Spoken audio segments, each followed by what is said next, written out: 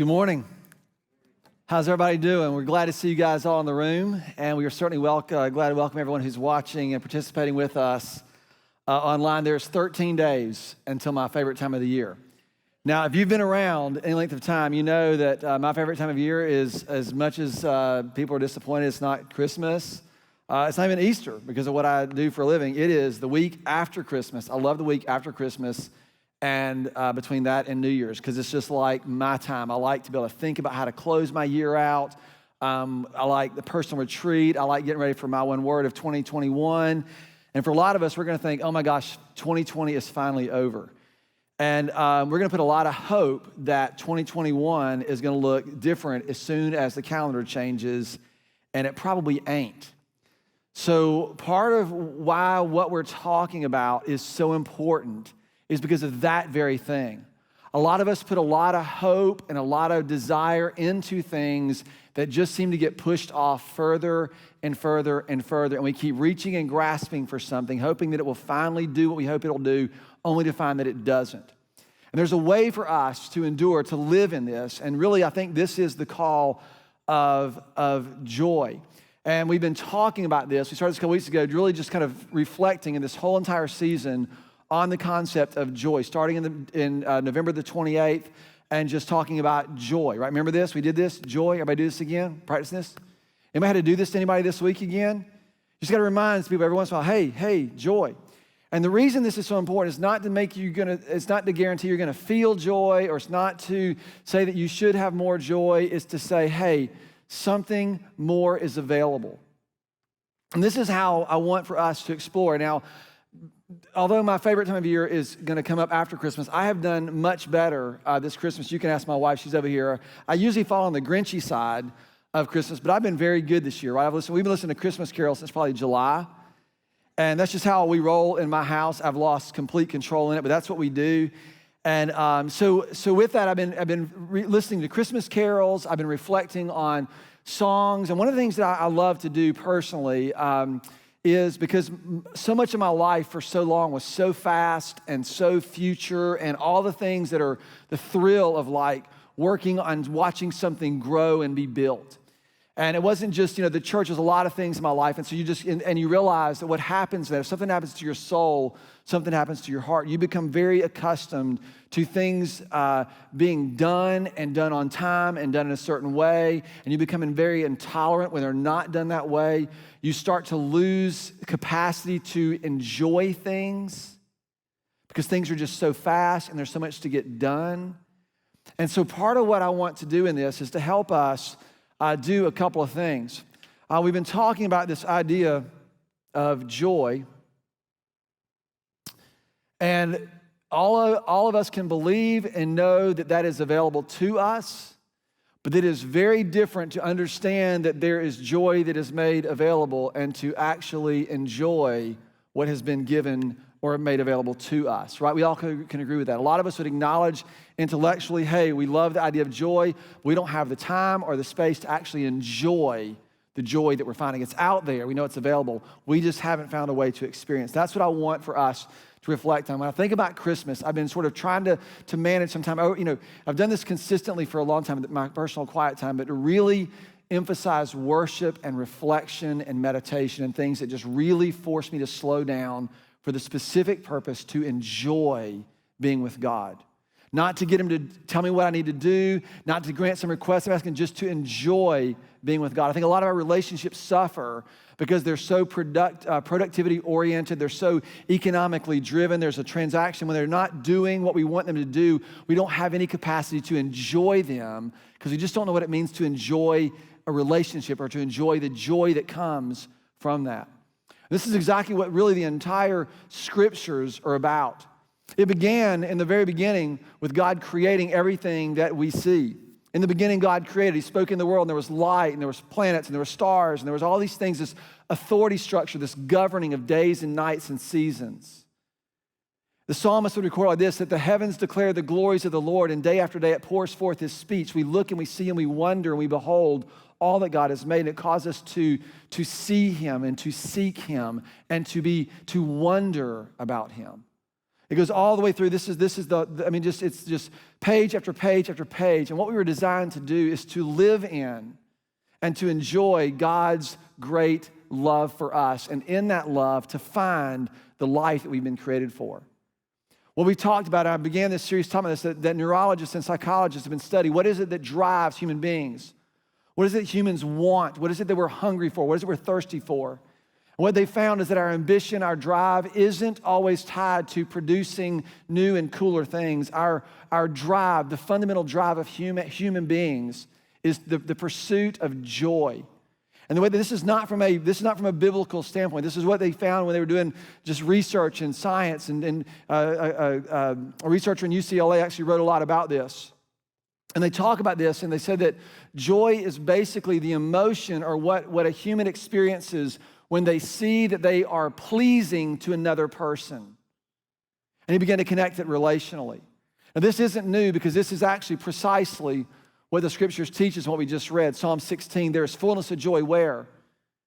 In the presence of God. When you see him and you recognize that he loves you and that he cares for you and that he is for you.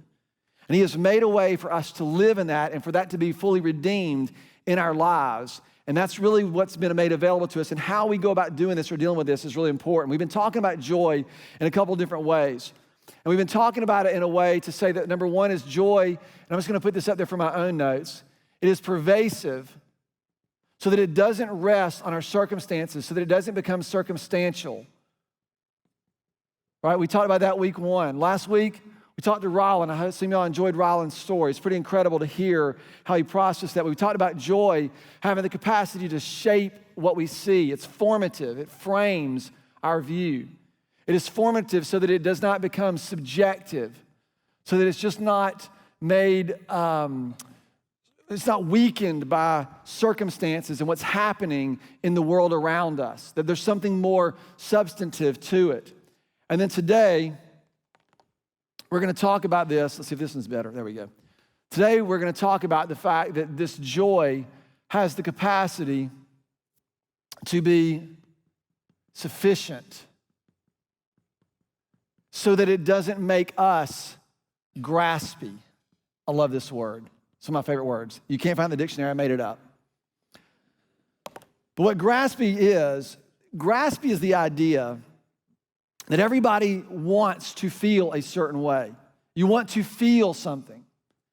And when you don't feel like you think you ought to feel or like you deserve to feel, what you will start doing is you will start trying to take that from other people.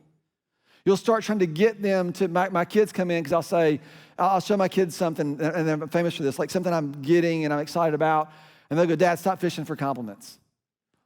And I'm like, okay, and that's graspy. We're always trying to set things up so someone will make us feel about ourselves the way we think that we deserve to feel or want to feel, or in some cases demand to feel. That's graspy. And if we don't have anything that we're building our lives on, that's what's going to happen. When I've been thinking about these Christmas songs, one of the things that I've been listening to several songs on repeat, and I was introduced to a song earlier this week. It's called How Low Was Our Redeemer Brought. And there's a line in it that just is really powerful. And it goes along with what we're talking about. It says that it talks about the incarnation, Jesus coming to earth, God with us. Think about this. God himself, the one who created everything, entered in to what he had created as one that had been created, as human, as flesh and blood. And it says that the ever-flowing spring of joy has come to share our thirst. God himself came, the one who is the spring, the everlasting spring of all that we need and all the source that we require, the total sufficiency for us. And he subjected himself to flesh and blood to share the things that we long for, the things that we're hungry for, the things that we thirst for, to share in that. This is an incredible picture for us to think about and to wonder about here at Christmas time. In fact, when I began to think about this whole idea is, why don't we enjoy things? Why don't we enjoy things? My mind began to just kind of go in a lot of different directions to try to figure out, is it just time? Is it just us to make sure we do have a quiet time and read our Bibles? Or is it just to make sure we do our personal retreat, which we're going to be making available to you again this year? If you're not familiar with that, we'll have more information about that coming. But really what it is, I think that there's something to this, that when we sort of set our minds to things, when we think about things, that the posture of enjoyment is wonder. And we've lost wonder. As an adult, we just sort of get it beat out of us. We just stop wondering about things. We stopped when we were kids, everything is cool. It's, oh my gosh, that's so cool. Dad, did you say that? Yeah, I know how that works. It's not cool anymore. It's like we just understand everything to oblivion, and it's no longer mysterious or wonder-driven. And I'm talking about a wonder, not like you wonder how people drive that way or how people do that. I'm talking about a wonder that inspires awe, to see things and to wonder about things. I'm very fortunate that I grew up with a middle school or elementary school librarian. My mom is a middle school, elementary school librarian. So I grew up with Dr. Seuss and Bill Pete and Big Bad Bruce and The Wingding Dilly and One Fish, Two Fish, Red Fish, Blue Fish. I can quote all those books. And so my mind was always awakened. Right? Dr. Seuss says, think and wonder, wonder and think. How much water can 55 elephants drink, right? There's this picture of just being able to set our minds on things and just to wonder, to be amazed at things. We've lost our capacity to do that. And with that goes our capacity, I think, to enjoy things, particularly to enjoy God. Eugene Peterson says this, that the wonder keeps us open-eyed. Wonder keeps us open-eyed, alive to life, that there is always more available to us. To wonder. When's the last time you've been moved? When's the last time something has spoke to you so deeply that it brought like joyful tears to your eyes? Most of us, we don't have time to do that. And if we do, the weight of everything else tends to choke out that posture, that place. And the posture, the way for you to be able to enjoy is to awaken wonder, to be curious. I mentioned a few weeks ago, we were talking about what's the purpose of the mind, the role of the mind. A lot of us think the role of the mind is to understand everything, to understand things more completely. But the role of the mind, the goal of the mind, the purpose of your mind is to awaken your heart, to see and to think and to consider things in such a way that something comes alive inside of you. I was thinking about how this got kind of beat out of us. As we're children, we learn some things, and the more we seem to learn and understand, the more controllable they seem. When they seem controllable, we sort of use them for our own will and our own way. That's sort of the way life works. And it's so funny the way I think about this. I remember if you're in fourth grade, I remember this got destroyed for me in the fourth grade. And what happened in the fourth grade, I learned about the water cycle. Do you know what the water cycle is? Remember this? You would draw like a picture of a lake, and you draw a picture of the sun, you draw some clouds. Fourth grade on construction paper with crayons, we did this. And you learn about evaporation, condensation, precipitation, collection. And it just makes perfect sense. It's like, this is a piece of cake, man. The water just like evaporates from the lake, it goes up in the sky, it forms water, and then it just falls back to the earth. We understand this. We're no longer in awe of this. We're just annoyed by it. Because now when thunderstorms happen, we're not like excited about them. We're not like going, oh my gosh. We're like, I can't believe it's raining because I have to have a raincoat or an umbrella, or it's going to make this later. Traffic's going to be bad, and people forget how to drive when it's raining. All the things that we think. Instead of stopping and going, in that cloud, there's 2.3 billion pounds of water just hanging out.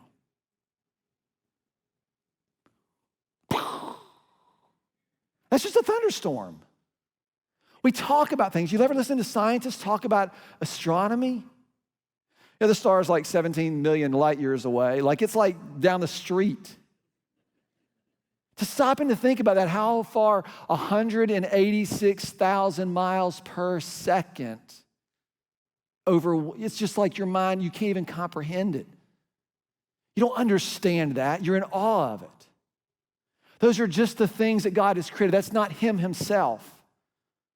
When's the last time you sat down and just tried to enjoy Him, not what He gives to you, but just who He is? It's interesting. In the same passage, look at this in the first week, John 16. Jesus gives this, he's making this, he's talking to his disciples. In this one chapter, he gives us two promises. He says, you're going to see me in such a way that nothing will take away your joy. And then just a few verses later, he says, and he promises that the world is always going to be full of trouble. In Jesus' mind, he did not have a problem saying, there's going to be a joy that you don't have taken away, and there's going to be a world of trouble that you're going to live in. Those two things were not at odds with each other. I talk to people all the time, people who are Christians, who are trying to follow Christ, and they are frustrated, and they're angry, and they're tired, and they're exhausted, and I get it. They're mad about politics, and they're mad about the condition of the country and the condition of the world, and they're mad about the pandemic, and they're mad about this, and they're frustrated about that. And the reason this is so important to me, the reason this is so important to us, because this is not sort of patronizing to make us feel better about ourselves.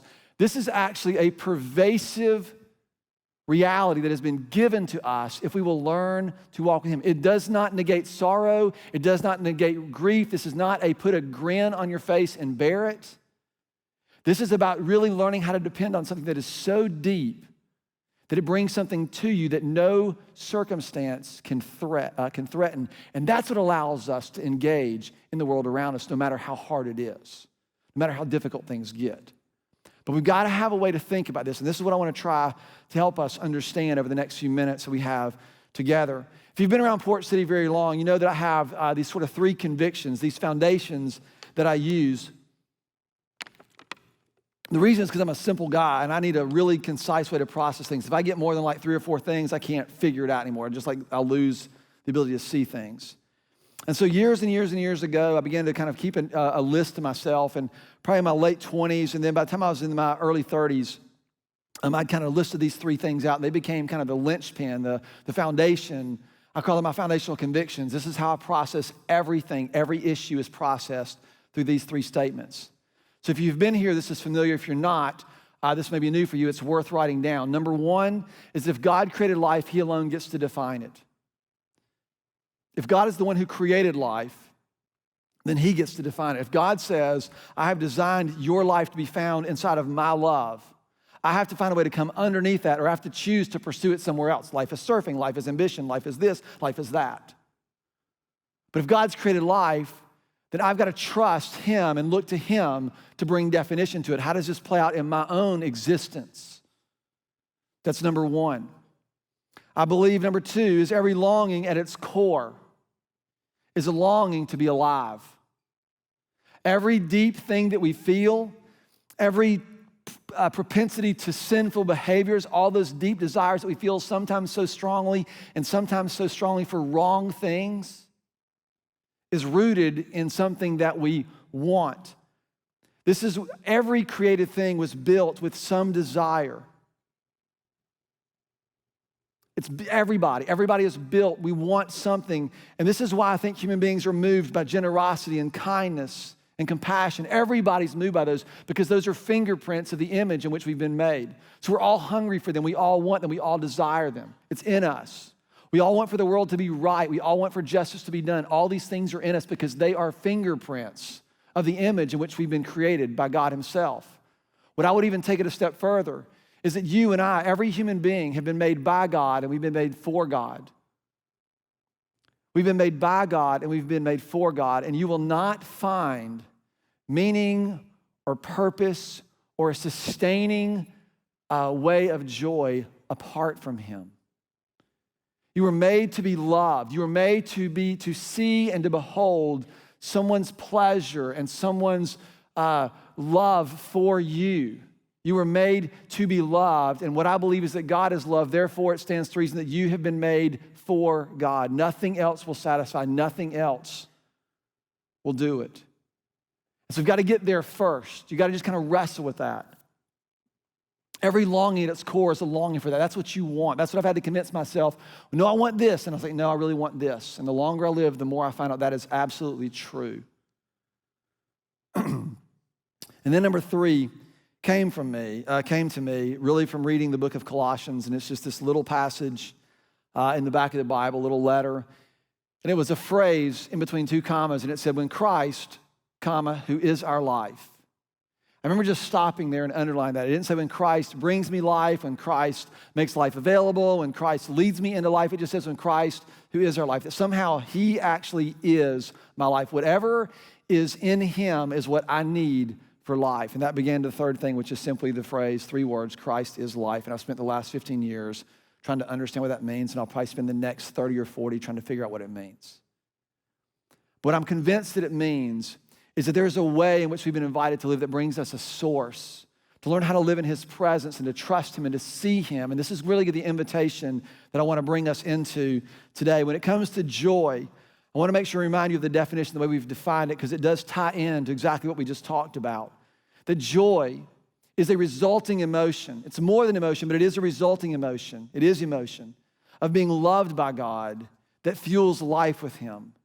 That his love for us provides the life that we're looking for. And so when we are loved by him, it allows us to live in that. Therein is where our life is found, life with him. To be loved in such a way that we live like that it comes out of us. That's the point. That is life itself. And to do this in such a way that it drives and defines everything else. Can you allow your relationship with God to be the governing and defining thing by which everything else finds its purpose? That's the question on the table. And what we're invited into is to consider Jesus. A lot of us have had these desires, these wantings, these longings that have just been pushed off and pushed off and pushed off. And what happens to us a lot of times is we just sort of give up, we get numb, or we get really, really graspy. Test yourself. Like, where are you? Have you just grown cynical?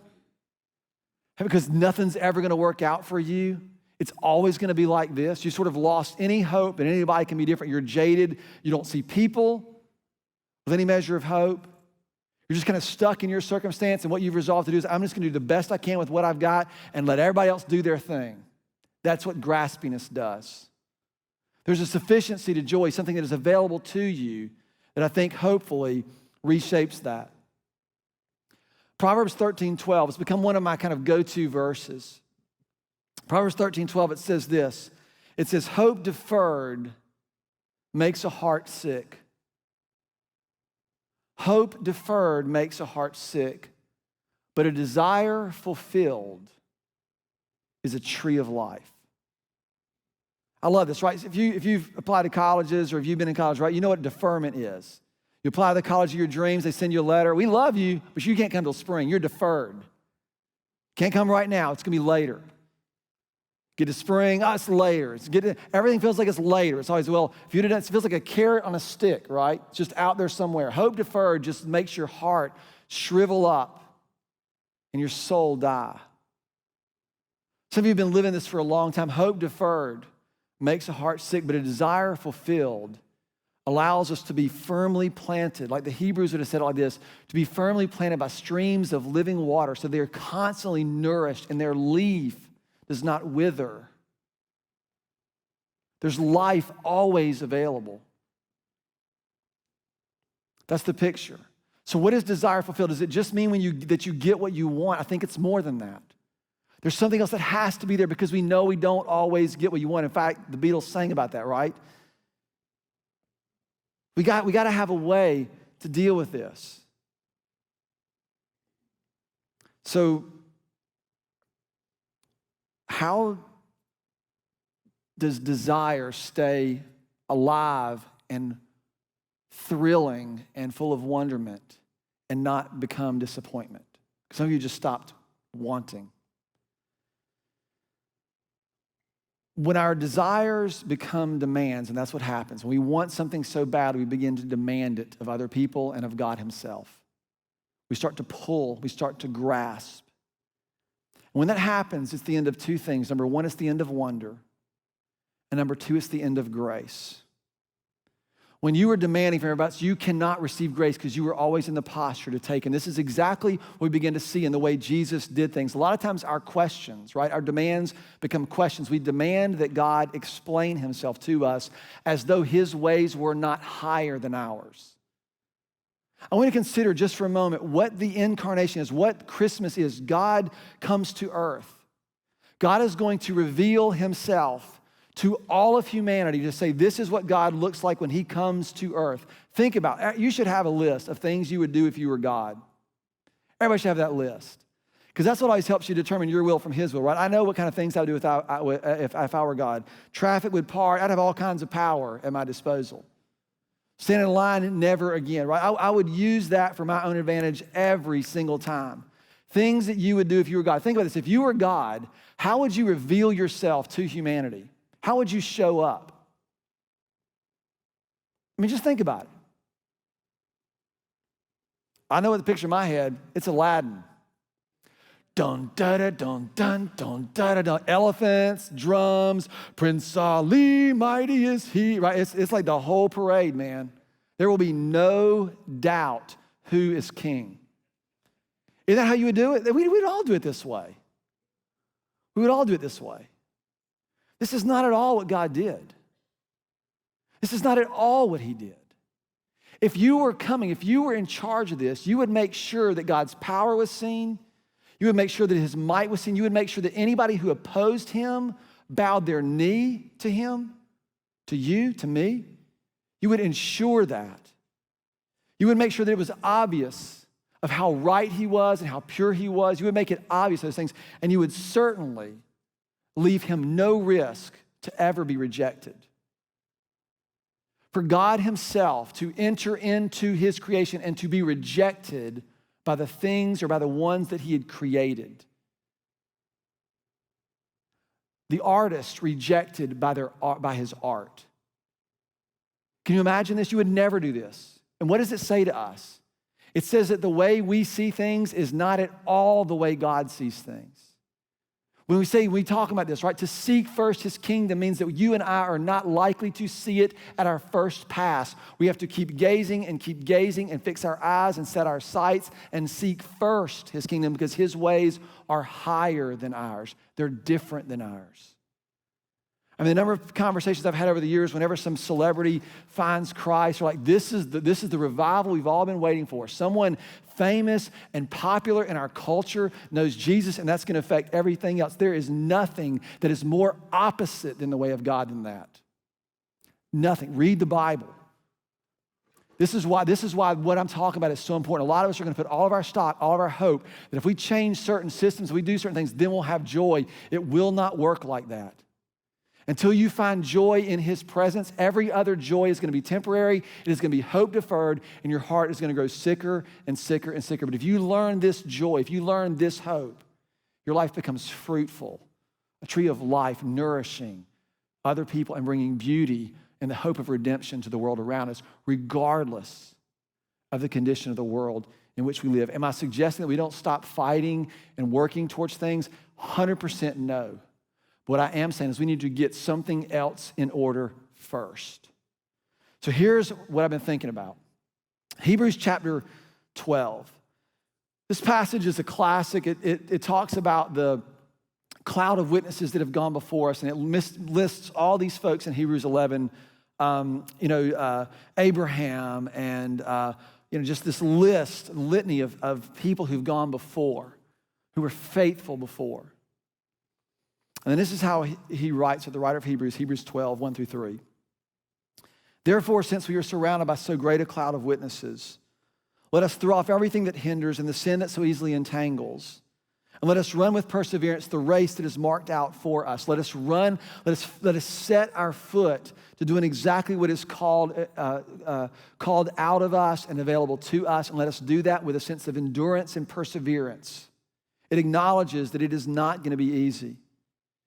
Then here's what he says to us, fixing our eyes on Jesus, who is the pioneer and the perfecter of our faith. I love the phrase, the pioneer, right? That's the one who goes with the machete and just clears the way. When you can't see, you can't figure it out, you don't know where the trail is, this is the one who does it. Jesus is the pioneer. He is the author. He's the writer. And he's the perfecter, is the one who brings fulfillment to it. He's the one who does that.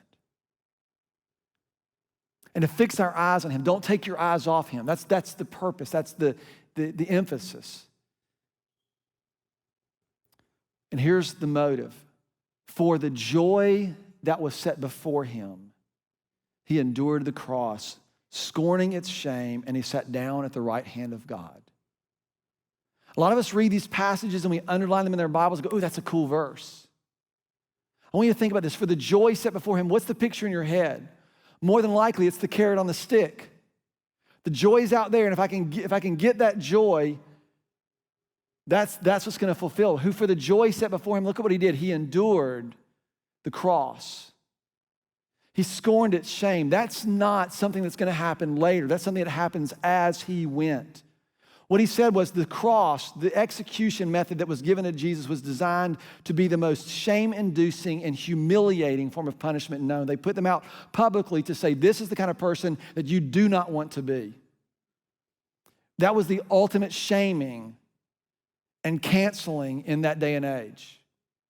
Don't pay any attention to this person. They're just dying on a cross. Just this is who you do not want to be. And what Jesus said, he scorned this shame. He basically modeled for us that he is not going to let circumstances or the ways of this world have that kind of power over him. For the joy set before him, he did these other things. He was able to live like this. I think the picture is that joy is available in the moment. It comes like grace, in the moment, sufficient for the moment, as we need it, when we need it. And it's just there for us to walk, and we fix our eyes on him. And then he adds this, and I think this is to me the most interesting part about this. Consider him.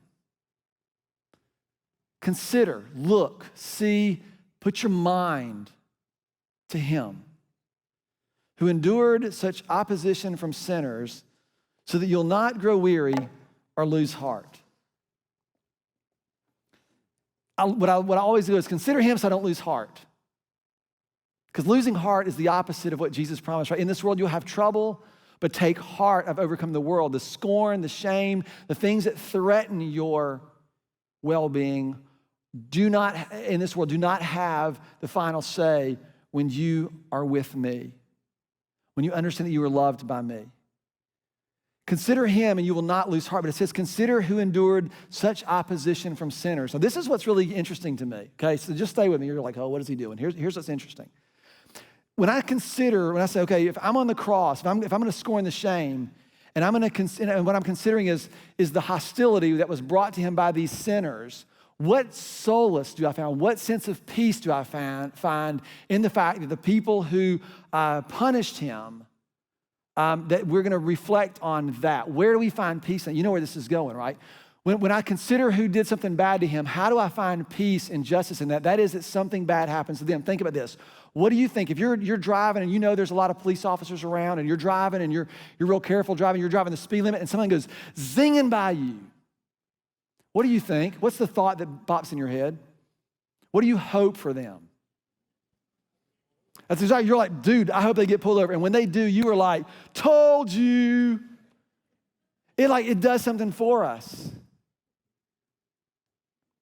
We sort of think that when we're gonna consider Jesus, that those who endured him, the reason is because somehow they are gonna get punished. They're gonna pay for what they've done. You realize what Jesus said. When you consider Jesus, what he said, when he was on that cross, remember this? Father, forgive them.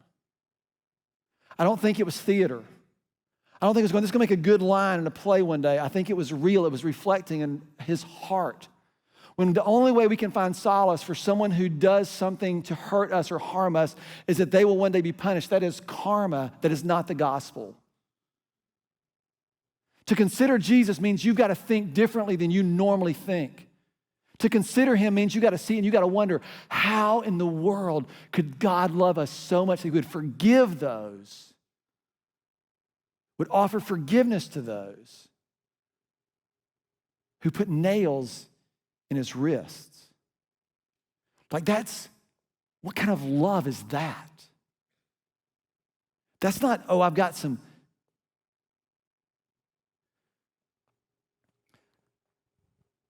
What I want for us to consider is this idea of wonder. We were built and we were created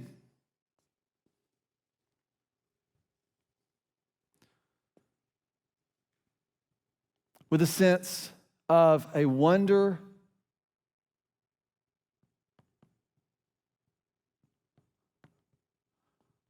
of God's love. To just live in it, to trust in it, to believe it, to find life in it, to find fulfillment in it, to find freedom in it. That's how we're built. But something happened to us.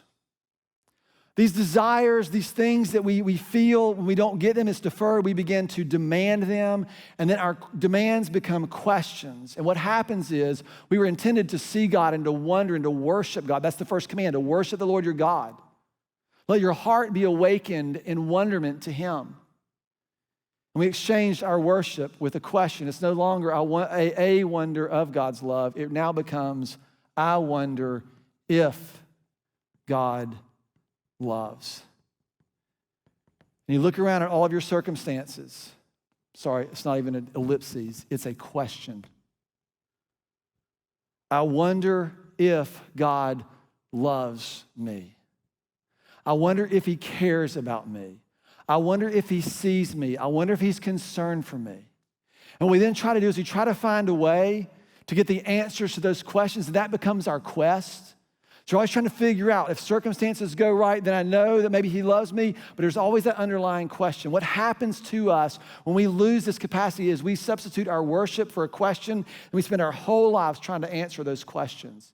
What I would suggest to you is it's time to flip the script on that. That perhaps in spending your life trying to figure out how those questions get answered, instead, maybe trust what he's already done when he said, "For God so loved the world that he came and he gave his son to demonstrate his love for us, for you, and for me." And instead of trying to say, "I wonder if God loves," just to stop and to consider Jesus and a wonder of how in the world could he love like that, and let your heart be awakened. What I'm asking you to do is to surrender your questions. I'm not saying they're not important. Please hear me. I'm a question asker. I believe that great questions are better than good answers, right? The right answers to the wrong questions is no help. But don't start there. When you surrender your questions, you're not saying they're not important. You're simply acknowledging there's something more that might be available. And what if, right?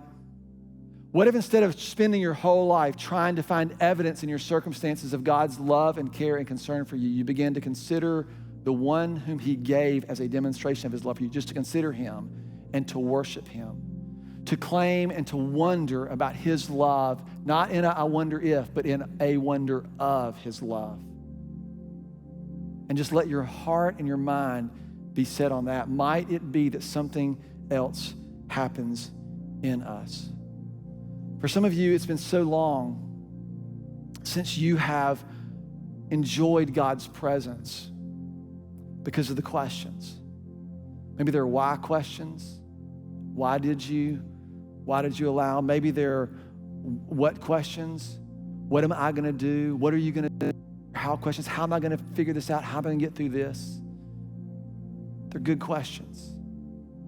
What I would ask you to do is to surrender them for a moment, not because they're not important, because perhaps there's something more. And what if you fixed your eyes, considered, used your mind so that your heart is awakened to the wonder of his love for you. And perhaps in that moment, in that place, you would find just this pervasive, unshakable, undeniable joy.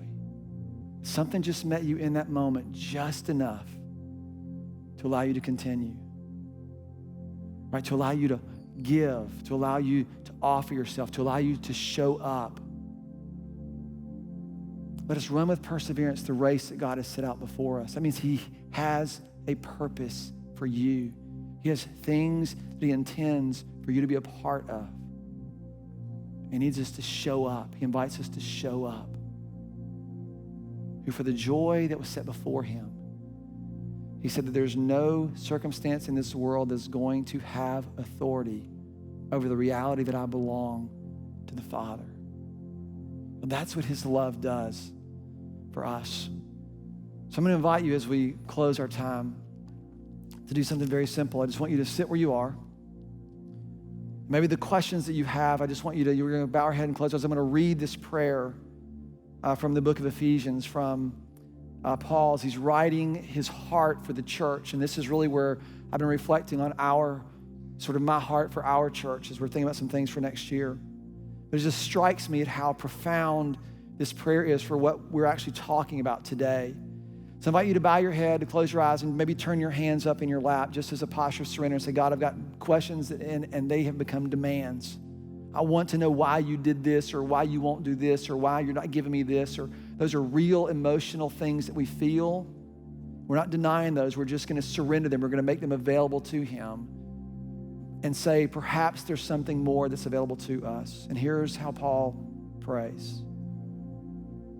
For this reason, I kneel before the Father, from whom every family in heaven and on earth derives its name. I pray that out of his glorious riches, he may strengthen you with power through the Spirit in your inner being, in the depths of your heart, in the places where you want so desperately. He'll meet you there so that Christ will dwell there. He'll dwell there through faith. And I pray that you will be rooted and established in love. And God's has said his great love, loving kindness, steadfast love directed towards you. And may you have the power, together with all of us gathered here, both in this room, in the other rooms, and online, that there would be this power that we experience together as the Lord's people. And here's what he says: to grasp, not to be graspy, but to grasp what's been made available. How wide and how long and how high and how deep is the love of Jesus Christ. And to know that this love that surpasses all of our knowledge, it surpasses your questions, it surpasses your demand for answers, it surpasses all those things, and here's why. I want you to just receive this so that you may be filled to the measure of all the fullness of God, and therein find joy.